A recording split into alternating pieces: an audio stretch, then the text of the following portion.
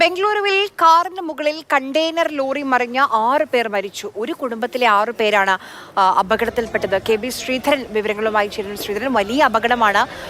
എങ്ങനെയാണ് ഇതുണ്ടായത്?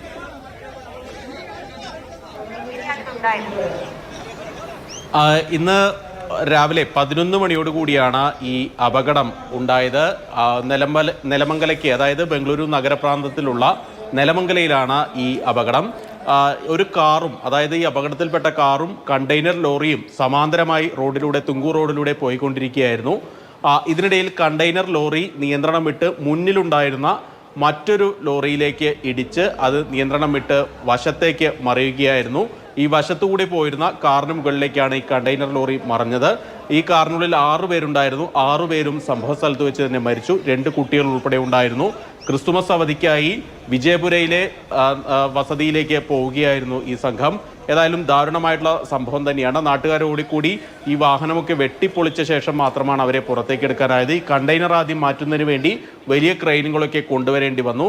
ഏതാണ്ട് 4-5 കിലോമീറ്ററോളം ദൂരത്തിൽ തുങ്കൂർ റോഡിൽ ഗതാഗതം തടസ്സപ്പെടുന്ന അവസ്ഥയൊക്കെ ഉണ്ടായി. ഏതായാലും ഇവരെല്ലാം തന്നെ ആശുപത്രിയിലേക്ക് എത്തിക്കുമ്പോഴേക്കും ഇവരുടെ മരണം സംഭവിച്ചു എന്നുള്ളതാണ് സങ്കടകരമായിട്ടുള്ള കാര്യം.